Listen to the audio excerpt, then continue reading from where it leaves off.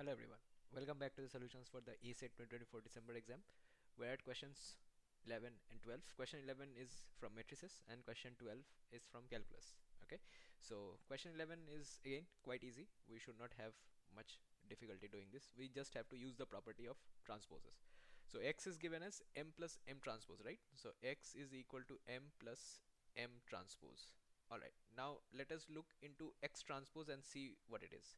X transpose is m plus m transpose over all transpose. So what is this? This is m transpose plus m transpose transpose, right? Which means m transpose plus m, because twice transpose gives you the same matrix back, right? And this is equal to x, right? So x transpose equal to x means x is symmetric. So as soon as we realize that x is symmetric, option B and option D will be eliminated, right? Because they say x is skew symmetric, so those are gone. Now check y. So y equal to m minus m transpose. Check y transpose. This would be equal to m minus m transpose transpose. So this is m transpose minus m transpose transpose, which is m transpose minus m, which is minus y, right? So y transpose becomes minus y, which means y is skew symmetric. So x is symmetric and y is skew symmetric. All right, that means option A is correct. Okay, very simple. That is why this is a 1 mark question. All right, just use the properties and you will get the correct answer. Next, we would have to look into the function of x into mod x. Now the function x mod x, let us see how it behaves. So at x greater than 0, fx is basically, okay, greater than equals to 0, fx is x into x square. At x less than 0, fx is minus x into minus x, right? So minus x square. Alright, so I'll write this better. X into minus x, because mod x at x less than 0 is minus x. So fx will be minus x square. Okay, now are these continuous? These are, both of them are polynomial functions, right? So these are continuous. So that part is for sure. So that means option A is cancelled out. Fine. What else can we have? Now let us look at the differentiability at 0. So left hand derivative at x equal to 0, right? At x equal to 0, let us check the left hand derivative. The left hand derivative is calculated as limit x tends to 0 minus, so this will be fx minus fa by x minus a, right? So here a is 0, therefore this will be 0, so we will have f0 by x minus 0. So fx is x square and 0 by x, so x square by x, which is x, which is 0, right? What about the right hand derivative?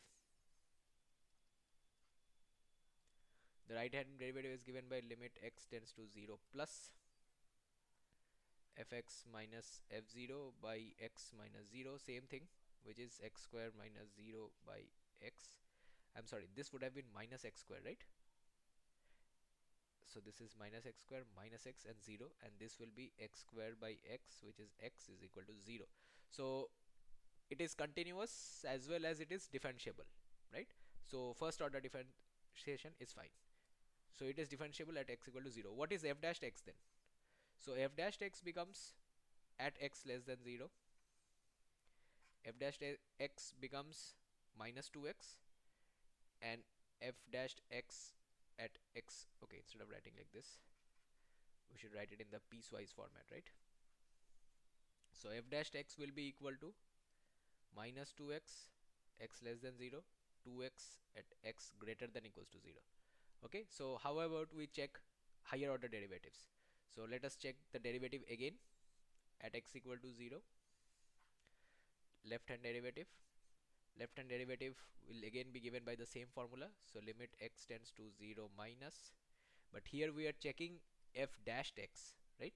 So instead of fx we'll be writing f dashed x, so it will be f dashed x minus f dashed 0 by x minus 0. This is the second derivative test, right? So f dash x here is minus 2x, this is minus 0 by x, which is minus 2, and right hand derivative will give you limit x tends to 0 plus, right? F dash x minus f dash 0 by x minus 0, which means I'll calculate from here 2x minus 0 by x, which gives me 2. So here we have a problem. Left hand derivative and right hand derivative are not equal. That means at x equal to 0 you cannot get the second derivative. So continuous, differentiable, higher order differentiations are not possible. So which option satisfies this? Infinitely differentiable, obviously no, the second one itself fails. Continuous but not differentiable, of course not, C. Differentiable but not infinitely differentiable, because the second one fails. Alright, I hope I could explain you in details how this option was selected. This was a 2 marks question. That does not mean you would have to show this entire working in your exam. I just showed you this because I want this to be a sort of a study material for you all when you revise these question papers. Okay. Apart from that, these questions were quite easy. If you have knowledge of these chapters, then you should be able to do these without minimal rough work. With that being said, if you need any help in revising for this exam or any mock tests or any class like crash courses, revision courses, etc., do not hesitate to contact the numbers given in the banner. The mobile number you see has WhatsApp attached to it, so you can drop a message there, or you could send an email to the email ID. Our team monitors both of these contact points, so you will be getting a reply to your query anyway. If you have any comment, suggestion, feedback for this video, do not hesitate to use the comment section on YouTube. The video description for this on YouTube will contain important links to our institute as well as some details about the exam, so you can take the contact numbers from there also. With that being said, I'll end this video here. Thank you all for joining, and I see you all in the next one. Bye. Take care.